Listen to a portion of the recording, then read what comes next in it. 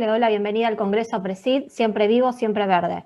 Muchas gracias por sumarse a esta charla nombrada Resistencia a Herbicidas, Casos de Estudio, a cargo del ingeniero agrónomo Julio Scursoni.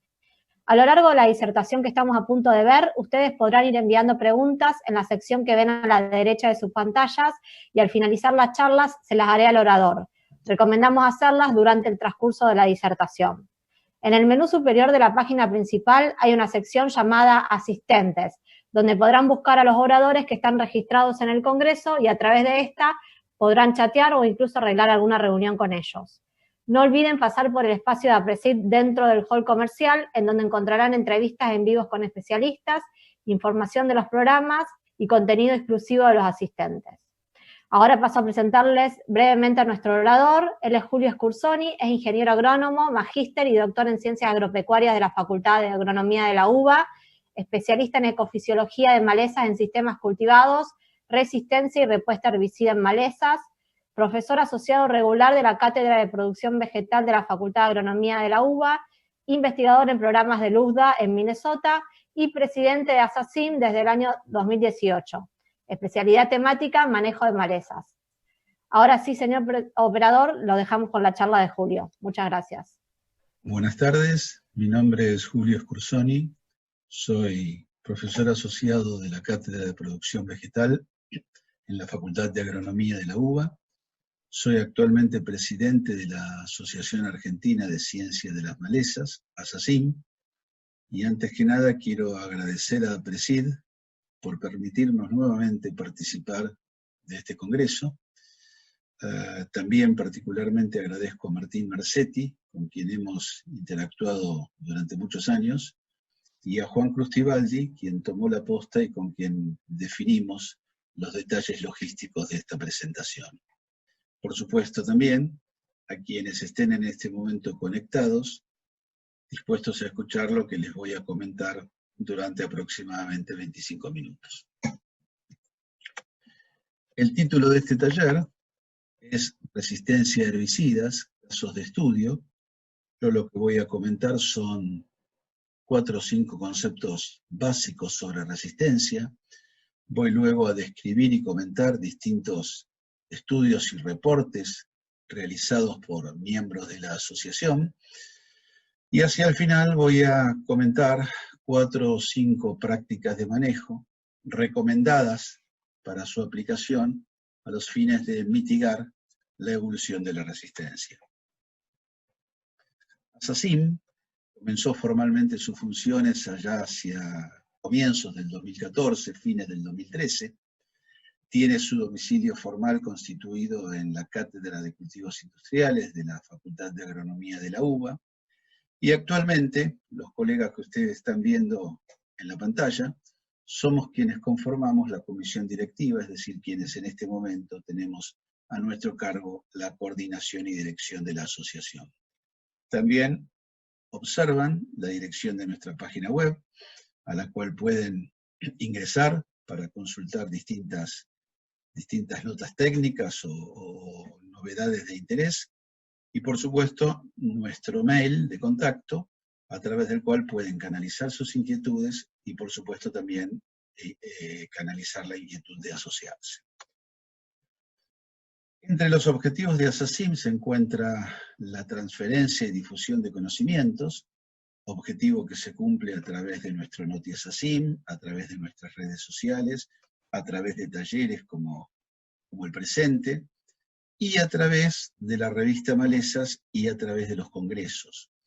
Particularmente a la revista Malezas quiero invitar a participar a todos aquellos que tengan artículos para su publicación. Ingresen en la página, observen los requisitos para publicación, y si están de acuerdo, nos los envían para que el comité editor los evalúe y luego eventualmente puedan ser publicados. Con respecto a los congresos, ustedes saben que nuestro tercer congreso estaba previsto para realizarse este año, en junio de este año, y bueno, por razones obvias tuvimos que postergarlo a junio del año que viene, así que esperamos poder realizarlo el año que viene, contar con el apoyo de ustedes, contar con la presencia de ustedes, y también obviamente contar con los trabajos presentados por la mayoría de ustedes. Bueno, yendo entonces al taller en particular, podemos decir que los herbicidas tienen un doble efecto, o pueden tener un doble efecto. Por un lado, un efecto deseado en el corto plazo, consistente en la reducción de las malezas que precisamente queremos eliminar del lote, pero que si aplicamos reiteradamente el mismo herbicida o herbicidas que poseen el mismo modo de acción, en el mediano plazo posiblemente esté seleccionando una población, o esté convirtiendo, mejor dicho, una población susceptible en una población resistente. No voy a leer las definiciones que ustedes tienen escritas allí de resistencia y tolerancia, simplemente voy a subrayar que en la resistencia media un proceso de selección, en tanto la tolerancia es la capacidad intrínseca de los individuos de esa especie de tolerar, sobrevivir y reproducirse en un amplio rango de dosis del herbicida en cuestión. Otro aspecto muy importante es que necesariamente para certificar la presencia de una población resistente, tengo que contrastarla con una población susceptible. Aquí en esta figura ustedes lo que están observando es el porcentaje de supervivencia en función de la dosis, y observan una línea roja correspondiente a la población resistente y una línea azul correspondiente a la población susceptible. A su vez tienen una línea verde paralela al eje de X, que intersecta con la línea roja y con la línea azul, definiendo lo que llamamos las DL50 de cada una de esas poblaciones. Luego el cociente entre esas DL50 nos va a dar lo que llamamos índice o factor de resistencia. Cuando ese valor supera el valor de 2, podemos estar en condiciones de confirmar un caso de resistencia.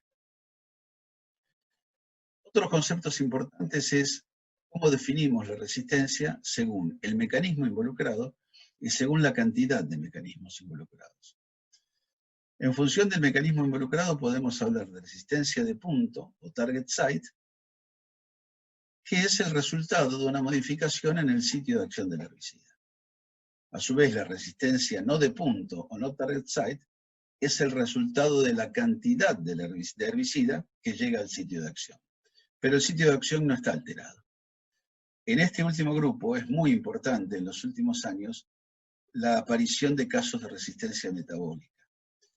Por lo tanto, es imperativo comenzar a estudiar ese aspecto de la resistencia para evitar que siga evolucionando significativamente. Luego, en función de la cantidad de mecanismos involucrados, tenemos la resistencia cruzada, que es aquella que ocurre cuando un mecanismo de resistencia confiere resistencia a varios herbicidas.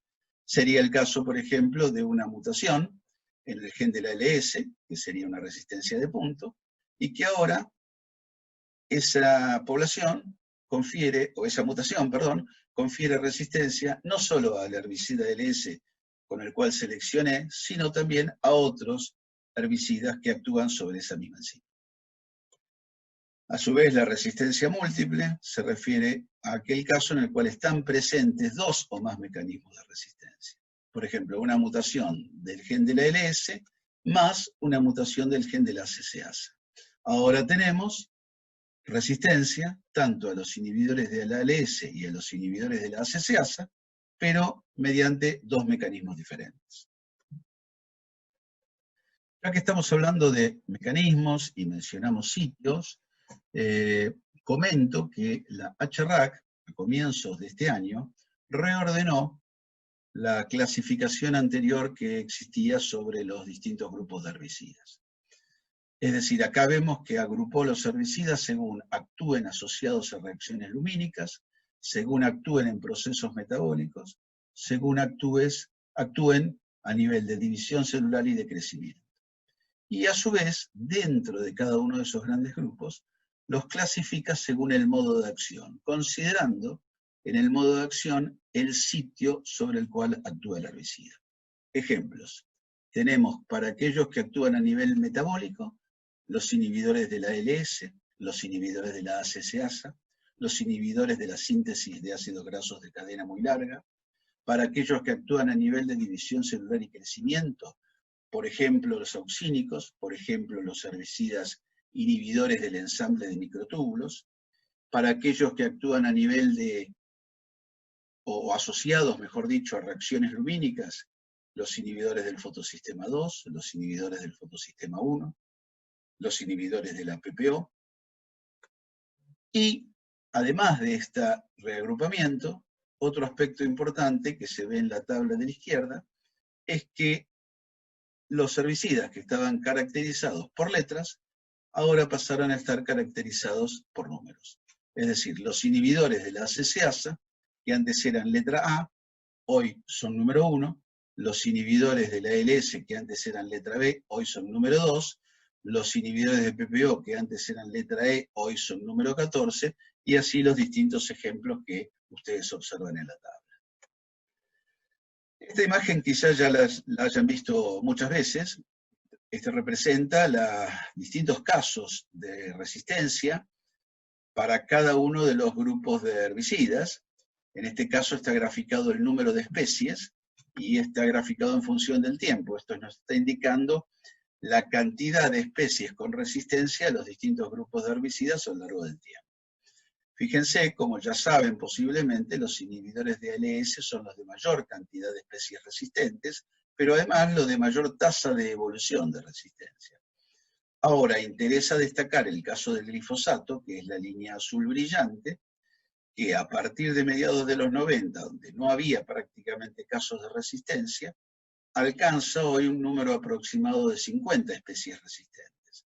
Es decir, si bien no alcanza todavía la misma pendiente, la misma tasa de evolución que los inhibidores de ALS, hoy el glifosato superó en tasa de evolución de resistencia a los demás grupos de herbicidas.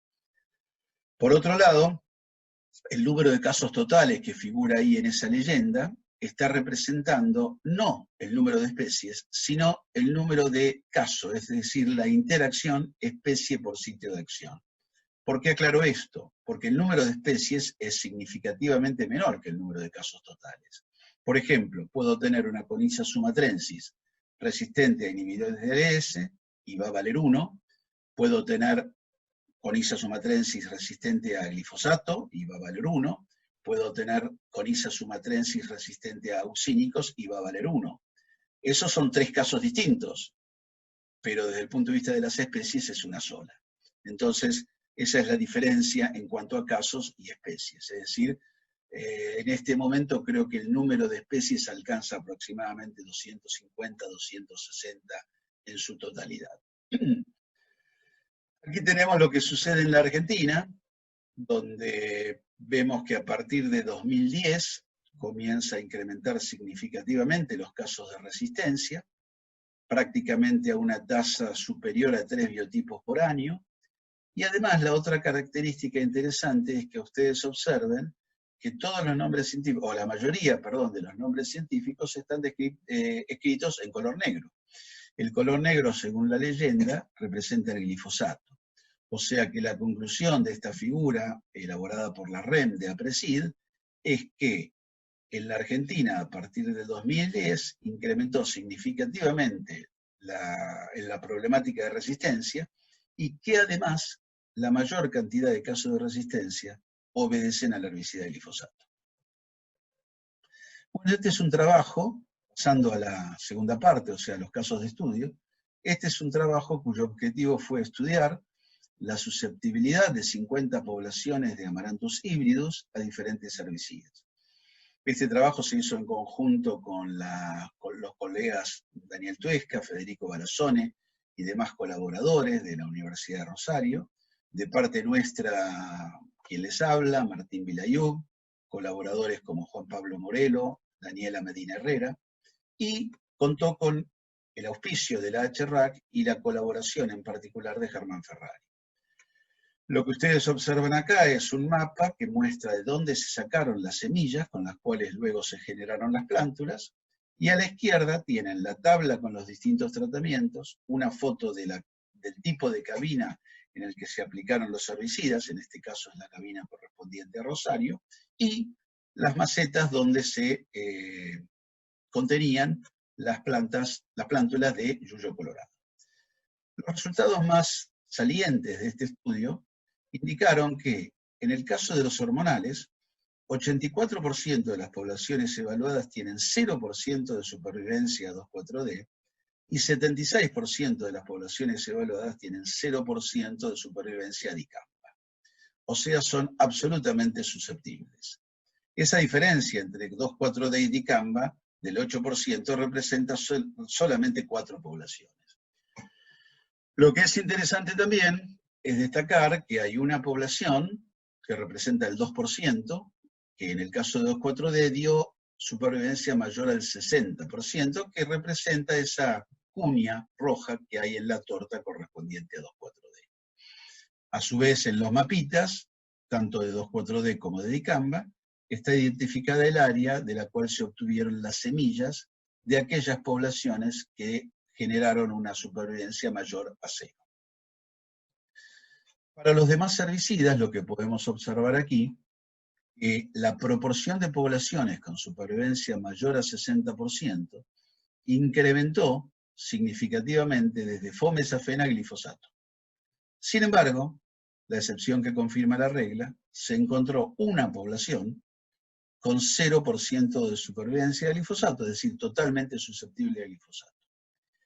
Quiero aclarar en este caso que topramezone no fue aplicado en mezcla con atracina, sino que fue aplicado solo, lo cual puede en parte explicar el resultado obtenido. Aquí tienen una imagen de lo que les acabo de comentar. A la izquierda, 6 poblaciones tratadas con fomezafén, a la derecha las mismas 6 tratadas con 2,4-D. Obviamente la cantidad de plantas sobrevivientes en una situación y otra es bastante elocuente. Simplemente permítanme comentarles que al fondo, en la fila de la derecha del caso de 2,4-D, se observa un conjunto de macetas donde hay individuos sobrevivientes. Esa es la población que les comenté que tenía supervivencia mayor al 60%. Este es otro trabajo que venimos realizando desde el 2014, con el apoyo de la empresa Syngenta y en conjunto con varios colaboradores de la Facultad de Agronomía, de la UBA, donde tenemos el mapa en el cual están indicadas las zonas, de las que se obtuvieron las semillas para generar las plantas, la tabla con los distintos tratamientos, respetando siempre las recomendaciones de uso de los marbetes, y las plantas de sorgo de Alepo, entre 4 o 6 hojas, al momento de la aplicación. Repito, plantas originadas de semillas. Los resultados indican que en el caso de los graminicidas, 63% de las poblaciones son totalmente susceptibles al Oxifop y 81% de las poblaciones son absolutamente susceptibles a Clethodim. A su vez, 14% de las poblaciones tienen supervivencia mayor a 30% en Aloxifop y solo 3% de las poblaciones tienen supervivencia mayor a 30% para Clethodim. O sea que, en términos de graminicidas, está claro que la resistencia al Oxifop es más frecuente que la resistencia a Clethodim. Si miramos lo que ocurre con glifosato, el resultado es absolutamente diferente. 37% de las poblaciones tienen 0% de supervivencia, esto es, son absolutamente susceptibles, mientras que más del 50% tienen supervivencia mayor al 30%, roja más naranja, y más del 40%, franja roja, tienen supervivencia mayor al 50%. Bueno, esta es una imagen de los distintos resultados. Aquí vemos una población totalmente susceptible a la derecha, una población totalmente susceptible pero a Clethodim a la izquierda, y una población que tiene altos niveles de supervivencia tanto a Clethodim como al Oxifop como a glifosato. Quiero aclarar, estaba descrito en la imagen anterior, que este estudio, desde que se empezó a la actualidad, lleva 226 poblaciones evaluadas. Otro estudio realizado por el grupo de la Cátedra de Malezas de la Facultad de la Universidad de Rosario, Federico Balazzone, Daniel Tuesca, Eduardo Puricelli y Delma Fassini, identificaron una población de Conyza sumatrensis resistente a inhibidores de ALS, con la particularidad que lograron o encontraron un alto índice de resistencia para sulfonilureas y para triazolpirimidinas y más bajo para las imidazolinonas. Sin embargo, igualmente, la diferencia entre la resistente y la susceptible en el caso de las imidazolinonas también es significativa. O sea que a los tres grupos de inhibidores de ALS, esta población del sur de la provincia de Santa Fe es considerada resistente. En la misma línea, el grupo de Ignacio de la Ferrera, de la Facultad de Esperanza, identificó poblaciones de Conyza sumatrensis, también resistentes a los inhibidores de ALS, pero con la diferencia que estas poblaciones no son del sur de Santa Fe, sino que son poblaciones del norte de Buenos Aires, y que además, en este caso, la aplicación de los herbicidas fue realizada en preemergencia y no en postemergencia, como el caso anterior.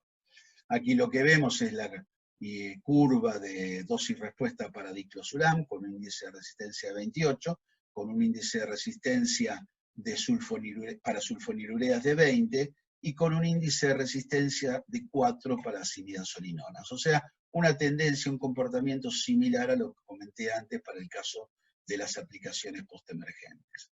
Además, interesantemente, estas poblaciones del norte de Buenos Aires siguen siendo estudiadas por posible resistencia a herbicidas auxínicos, a saflufenacil y a glifosato.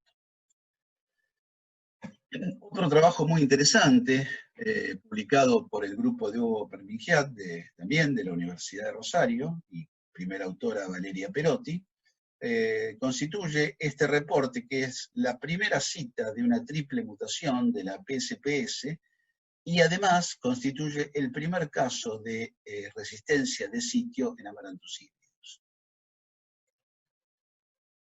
Diego Starros, de INTA Manfredi, también encontró poblaciones de Eleucine indica en el centro de Córdoba, con resistencia múltiple al oxifosmetil y al glifosato. Acá lo que estamos observando es la población susceptible a la derecha, la población resistente a la izquierda. En ambos casos una aplicación de 100 centímetros cúbicos por hectárea al oxifob al 54%. Y por último, Pablo Belluccini, que identificó poblaciones de Cardus acantoides del sudeste de Córdoba con resistencia múltiple a 2,4-D y a glifosato, con un índice de resistencia de 13,4 para el 2,4-D y de 9,4 para el glifosato. Bien, descrito el panorama que ustedes acaban de escuchar, evidentemente es coincidente o es concordante con un resultado que publicamos el año pasado, donde claramente el abordaje de la problemática de malezas se hace esencialmente y casi exclusivamente a través de estrategias químicas, con poca aplicación de estrategias no químicas que podrían perfectamente complementarse con esas estrategias químicas. Aquí lo que vemos es una de las tantas reseñas que se encuentran en la bibliografía sobre prácticas de manejo recomendadas para el manejo de la resistencia, que van desde la rotación de cultivos, la utilización de prácticas culturales, la utilización de control mecánico dirigido a un determinado sitio, la utilización de las dosis recomendadas, de la diversificación del sitio de acción de herbicidas, el control de semillas en cosecha, la limpieza de la maquinaria, los cultivos de cobertura, es decir, una serie de prácticas que perfectamente deberían complementarse con la aplicación de herbicidas para lograr efectivamente mitigar la evolución de casos de resistencia. Me voy a referir simplemente a un par de ellas, a través, digamos, de los fundamentos del por qué son exitosas esas prácticas. Acá vemos el efecto del cultivo de cobertura, del cultivo acompañante, cómo interfiere sobre los factores que llamamos terminadores de la dormición, modificando precisamente las temperaturas alternadas y la calidad lumínica.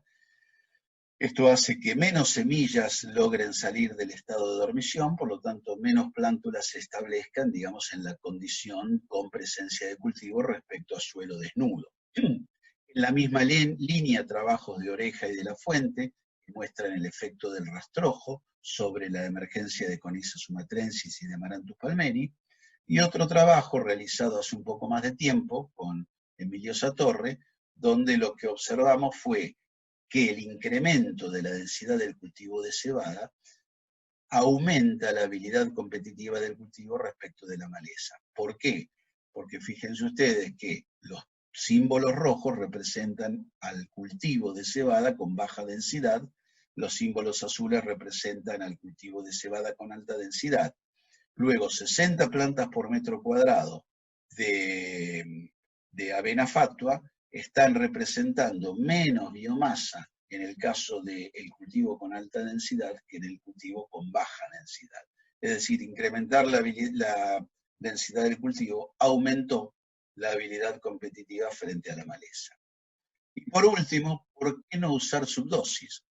Bueno, si se usan subdosis, una proporción pequeña de individuos va a tolerar esa dosis, va a sobrevivir, va a alcanzar el estado reproductivo y van a cruzarse entre sí. Ese cruzamiento permite el apilamiento de genes menores que regulan procesos de resistencia metabólica. Entonces, ¿qué ocurre? Tenemos al cabo de 3, 4 generaciones, en este caso 3 generaciones, para un Amaranthus palmeri con 2,4-D y dicamba, habiendo partido de una población susceptible a alcanzar una población resistente. En este caso, lo mismo para avena fatua y Lolium rigidum. Diferencias entre una y otra especie se deben a que Lolium rigidum es alógama y avena fatua es autógama. Y acá el mensaje final, como dije recién, si estamos hablando de la selección mediante subdosis como promotora de resistencia metabólica, o como generadora, mejor dicho, de poblaciones con resistencia metabólica, acá lo que encontramos es una población de Raphanus que, seleccionada con subdosis de 2,4-D, también dio resistente a herbicidas inhibidores de la ALS, concretamente a clorsulfuron y a metosulam.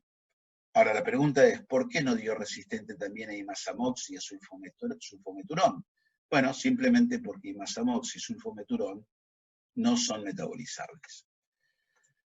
Dicho esto, el mensaje final que quiero dejar es que efectivamente hay que valorar el conocimiento que sostiene la aplicación de una práctica, hay que ser riguroso con el conocimiento que sostiene la aplicación de una práctica, y que si bien quizá no podemos actuar o podemos actuar en menor medida sobre la esperanza que el productor tenga en un nuevo herbicida o la esperanza que el productor tenga en la biotecnología, o no podemos tampoco actuar demasiado sobre la coyuntura económica, sobre lo que sí podemos actuar significativamente sobre el conocimiento. El conocimiento es el insumo esencial para un manejo sustentable. En este caso, estamos hablando de manejo sustentable de malezas, pero por supuesto esto es aplicable a todo el sistema de producción. Bueno, desde ya, muchas gracias. Yo termino acá y estoy para las preguntas. Muchas gracias.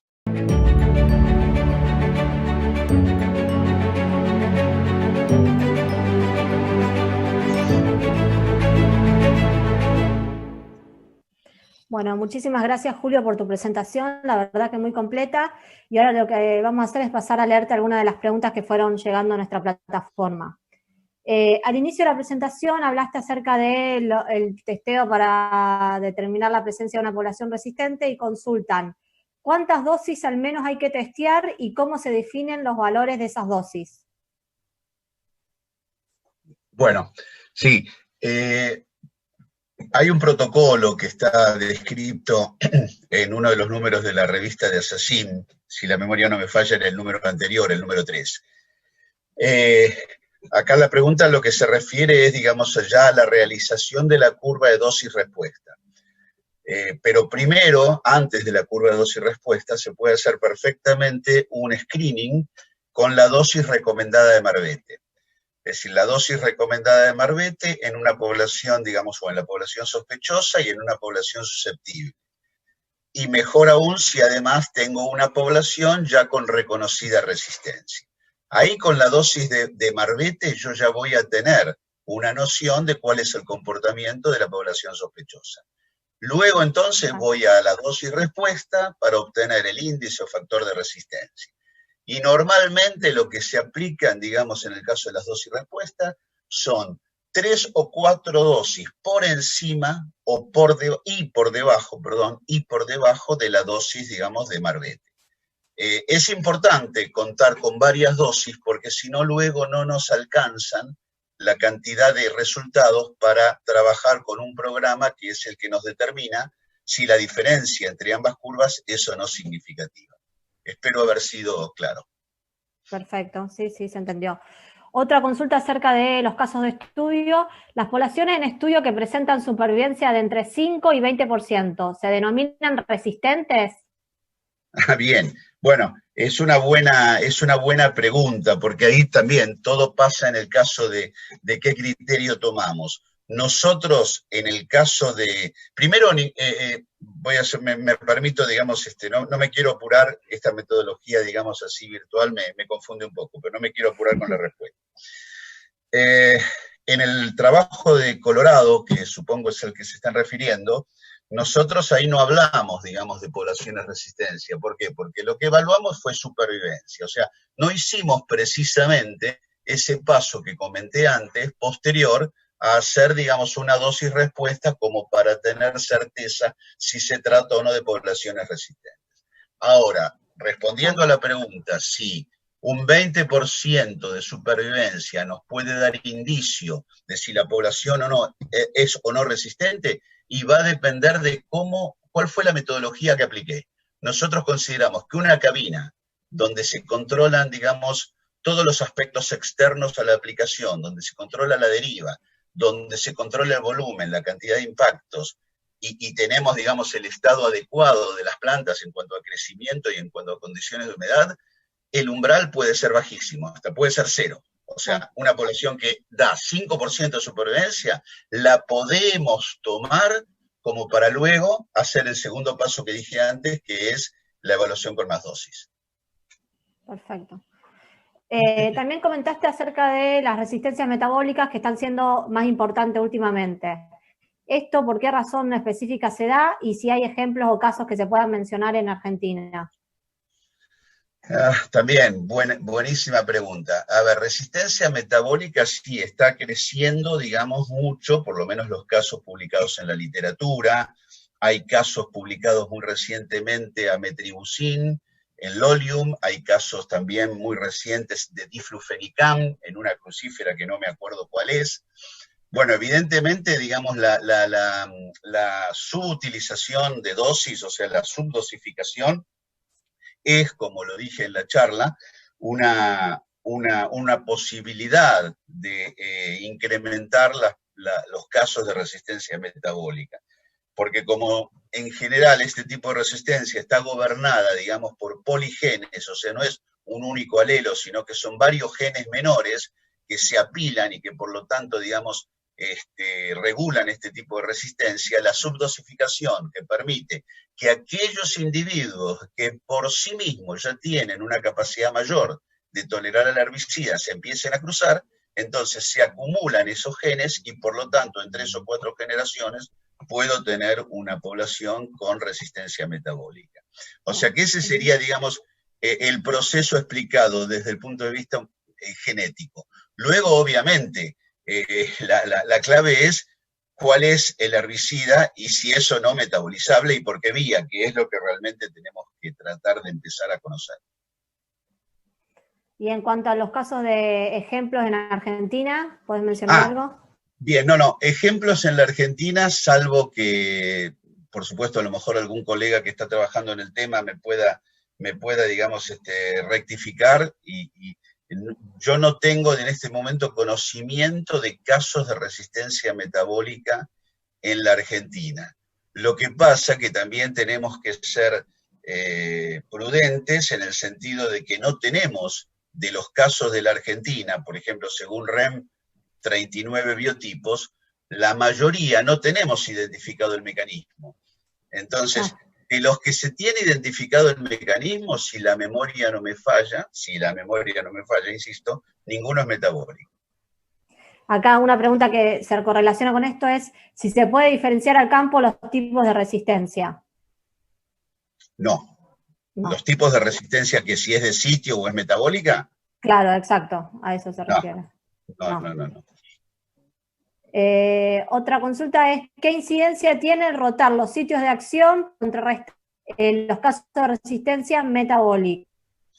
Bueno, está bien esa pregunta, porque evidentemente está bueno que entendamos que rotar sitios de acción es positivo en términos de minimizar la evolución de resistencia de sitio, pero si la resistencia metabólica, lamentablemente la rotación de sitios de acción no conduce a nada, porque si los dos herbicidas tienen la misma vía metabólica, luego voy a tener resistencia para ambos. Claro, exacto. ¿Por qué los ALS tienen mayor casos y tasas de resistencia? ¿A qué se debe? Bueno, hay varias razones. Primero, digamos, la alta difusión de esos herbicidas, o sea, se usan muchísimo. Uh-huh. Segundo, la alta tasa natural de mutaciones. Hay descubiertas como 20 y tantas mutaciones naturales de resistencia del gen que codifica para la ALS. Otro aspecto es la residualidad, herbicidas residuales, y otro aspecto que también está bastante estudiado es que por lo menos no ha habido casos de resistencia ALS en los que se evidencie un costo adaptativo. Esto es, cuando no está el herbicida, esos individuos ALS siguen teniendo una performance similar a los que no son resistentes. Entonces, esto es importante desde el punto de vista ecológico porque muchas veces hay casos, inclusive los primeros casos de resistencia, que se creía, bueno, que la resistencia iba y no es así para todos los casos, y en el caso de los inhibidores de ALS, hasta donde yo sé, no hay ningún caso publicado en ese sentido. Y en cuanto a... Hola, sí. En cuanto a la resistencia a ALS en Argentina, ¿crees que los casos van a ir aumentando y si va a superar el glifosato? Bueno, o sea, uno pensaría, digamos, que la resistencia ALS quizá tuviese que estar más representada de lo que está, digamos, eso en función de lo que sucede en otras partes del mundo. La verdad que es una pregunta, digamos, de difícil respuesta. Por supuesto que en la medida que la utilización de los ALS sea tan alta como lo es hoy, y posiblemente, digamos, vamos a tener nuevos casos de resistencia a ALS. Es más, en los últimos años ha habido ya, digamos, biotipos con identificación de resistencia a ALS. Bueno, yo comenté en el caso de la presentación, sin ir más lejos, los casos de Coniza, del grupo de Rosario, también del grupo de Esperanza, y luego, digamos, hay casos, si no me equivoco, de una Hirfeldia, que no es la que presenté de Diego Starros, sino una Hirfeldia del sur de la provincia de Buenos Aires, que también creo que tiene resistencia a ALS. O sea que realmente sí, los casos de ALS, por la teoría, uno pensaría que deberían ir aumentando. Claro. Consulta, ¿qué opinas sobre el uso de altas dosis con los sistemas de aplicación selectiva WIRIT o WITSEEKER? Bueno, eso es una pregunta que surge siempre. Evidentemente, si uno se asegura que no hay individuos que sobrevivan, no deberíamos tener problema. El problema es si a esas altas dosis hay individuos que sobreviven. Es decir, el proceso es bastante fácil de entender. Si yo un individuo que me sobrevive a altas dosis, luego ese individuo llega a estado reproductivo y produce semillas, y es probable que esté seleccionando un biotipo resistente. Por eso lo que hay que hacer con esos sistemas es asegurarse que en esas condiciones no haya individuos sobrevivientes. Perfecto. Acá una consulta acerca de los casos de resistencia hormonales. si puede haber diferencias entre el 2,4-D y el dicamba. También, excelente pregunta. ¿Puede haberlas? Es decir, la respuesta es sí, puede haberlas. De hecho, en la literatura lo demuestra. Lo que yo no me atrevo es a dar una explicación. Uno podría pensar, digamos, en intensidad de uso, es decir, si usa más 2,4-D que dicamba. Uno podría pensar eventualmente en alguna cuestión también de diferencias de tipo metabólico. Paradójicamente, más allá de la antigüedad de los herbicidas hormonales, es de los que menos se sabe realmente en términos de mecanismos, modos de acción y de resistencia. Pero, ¿por qué digo sí? Bueno, porque si uno mira la literatura, hay 45 especies, creo, citadas con resistencia a 2,4-D, en el mundo me refiero, Sí. y a dicamba no superan las 20. O sea que efectivamente, digamos, hay mayor casos de resistencia a 2,4-D que a dicamba. Acá una consulta que hacen una relación entre los agrego a lo que dije recién, discúlpame, Eugenia, que, no hay problema. Por ejemplo, si uno toma el caso de la Argentina, esto que acabo de decir no se da porque los amarantus del grupo de Esperanza, de la Ferrera, son resistentes a ambos hormonales, en amarantus. Claro, es verdad. Acá una pregunta hace, ¿por qué en maíz se dejan refugios para que individuos susceptibles se crucen con resistentes y se dilate la resistencia final? Y este mismo concepto en lo referente a malezas no es válido. A ver, digamos, a ver si interpreto la pregunta. Se está refiriendo, digamos, o haciendo un paralelo entre la resistencia a insectos y la resistencia a herbicidas, exacto, ¿verdad? Exacto. Bueno, sí. A ver, tenemos que pensar, digamos, en varios aspectos, o por lo menos yo me detendría a pensar en varios aspectos, y uno de los principales aspectos en los que me detendría a pensar es en la posibilidad de diseminación de todos aquellos individuos que uno, digamos, encuentra en el refugio. La posibilidad de diseminación a través de polen, a través de semillas, tanto de los individuos susceptibles como de los individuos resistentes. Claro. Esto sería un inconveniente que no sé si, como no soy entomólogo, obviamente, no sé en el caso de los insectos cómo lo regulan.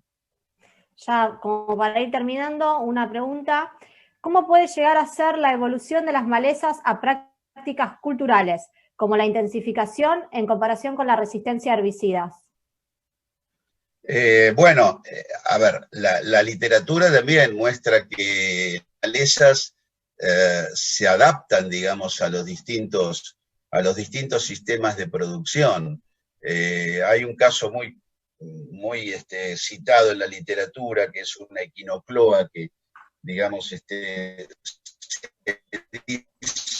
bueno, tiene resistencia al desmalezamiento porque, bueno, accionándose aquellos biotipos que podían eventualmente no ser controladas manualmente. Pero, por supuesto que en la medida que uno intensifique el uso de una práctica, uno puede tener una alta adaptabilidad de individuos a ese sistema. Ahora es una condición diferente en el sentido que aquí no estaría necesariamente acordándose con lo que es la resistencia, que tiene por sí mismo una condición genética que además es heredable. Entonces, no necesariamente todos aquellos individuos que eventualmente se pueden adecuar a una determinada práctica de labranza van a cumplir con esa condición. Me surge como ejemplo para poner para citar en esta respuesta el caso de Datura. Datura era una maleza significativamente importante en la época anterior a la siembra directa, es decir, en los años 70, en los años 80, y todo tenía que ver que la germinabilidad y el establecimiento de Datura se veía estimulado por los pequeños pulsos de luz que recibía a partir del movimiento de la Tierra. Entonces, bueno, ahí tenemos un ejemplo típico que acá se dio el proceso contrario, eliminando esa práctica de manejo, prácticamente Datura dejó de ser una maleza importante. Claro. Una consulta acerca de los graminicidas, en el caso de resistencia del sorgo Alepo. ¿Por qué predomina la resistencia al Oxifop por sobre Clethodim? Y la uno con otra pregunta que llegó recién, que es, ¿qué sugiere el uso de las mezclas de DIM y FOP para el control de las resistencias? Bueno, excelente, me parece muy apropiada la pregunta. A ver, la resistencia FOP puede prevalecer sobre los DIM esencialmente porque hay mayor cantidad de casos de FOPs metabolizables que de DIMs. Esa es una primera razón. No me animo a decir el caso del Oxifop. Particularmente estamos ahora observando con la gente de Syngenta a ver cuál es el mecanismo de esas poblaciones que nosotros encontramos con respuesta, digamos, sospechosa a FOPs y a DIM. Pero bueno, en el caso de DIM, aparentemente no hay citas en la literatura de metabolizables, y menos a Clethodim. El otro motivo es que si uno toma, digamos, la frecuencia de mutaciones que generan resistencia, ya sea a FOPs o a DIMs, las mutaciones no todas generan resistencia a ambos grupos. Y son más prevalentes las mutaciones con resistencia a FOPs que las resistencias con FOPs y DIMs. Esa es otra razón. Y la tercera pregunta creo que era, digamos, respecto de la mezcla. Bueno, yo siempre lo digo, si eventualmente tengo un caso con, supongamos, hagamos este ejercicio hipotético, una población resistente al Oxifop debido a una mutación, pero que es una mutación que no genera, que no confiere resistencia a DIM. Bueno, voy a tener buen resultado tratando con la mezcla. Ahora, al ser dos herbicidas que tienen el mismo sitio de acción, o sea, la enzima es la misma, pueden tener diferencias y las tienen, de hecho, particularmente en donde se ensamblan, pero la enzima es la misma. Entonces, el riesgo que uno corre es que eventualmente se pueda seleccionar dentro de esa población una mutación que confiera resistencia a ambos. A ambas. Entonces, me puede resultar, como dice el dicho, pan para hoy y hambre para mañana. Es decir, lo que se recomienda es rotar. Sitios de acción hay que rotar. Esa es la mejor estrategia para minimizar la evolución de resistencia de punto. Bueno, Julio, y ya como para ir terminando, te leo la última, a Dale. ver qué nos puede decir. Considerando las resistencias que aparecieron en otros países, ¿en qué malezas y con qué principios activos deberíamos empezar a mirar con más detalle? Bueno, a ver. O sea, está bien. Me dice, digamos, considerando las malezas. Bueno, lo que pasa es que, por ejemplo, una de las malezas internacionalmente más problemáticas es el Lolium. Entonces, nosotros diría que no debemos dejar de mirar Lolium. Es decir, nosotros hasta ahora lo hemos mirado al Lolium en términos de glifosato, en términos de AS y en términos de ACC-ASA. Ojo que hay citas en el mundo, particularmente en Australia, de resistencias de Lolium sulfone, a metolaclor, a metribuzin, que creo que lo comenté antes. Entonces, no dormirnos sobre los laureles de que, bueno, el Lolium lo vamos a contrarrestar con el uso de estas nuevas posibilidades, porque también, digamos, en ese sentido hay casos de resistencia en el mundo. Lolium es la maleza con mayor caso de resistencia. Luego, bueno, equinocloa, todas las gramíneas anuales en general, equinocloa, eleucine, por supuesto los amaranthus, son todas especies, no diferimos en ese sentido entre las más problemáticas para nosotros y las más problemáticas internacionalmente. Esa es más o menos la situación. O no diferimos mucho. Perfecto. Bueno, ya estamos justo con los tiempos, así que ya esa era la última pregunta. Bueno. Agradecerte a vos, Julio. No sé si querés hacer algún otro último comentario. Sí, dos comentarios breves nada más. Una para digamos, mis colegas de ASACIM, que como te comentaba Eugenia, vos, el autograbado es más problemático que lo que uno piensa. Y yo me di cuenta que no mencioné que los trabajos que yo presenté fueron seleccionados sobre trabajos realizados entre 2019 y 2020. O sea, por eso no cité trabajos anteriores a 2019. Y no, y lo otro es que, bueno, muy interesantes todas las preguntas que hicieron. Si estuviéramos presencialmente, seguramente nos estaríamos encontrando luego de la reunión. Así que los invito, seguramente tienen mi mail, o si no, se los das, a que cualquier inquietud o discrepancia o discusión que haya al respecto, nos comuniquemos. Perfecto, Julio. Sí, cuando el que quiera acercarse, yo le puedo acercar su mail para que sigan en contacto. Bueno, agradecerte nuevamente a vos y a toda la audiencia y nos vemos en la próxima charla del Congreso Presid. Muchísimas gracias a todos. Bueno, no, por favor, gracias a ustedes.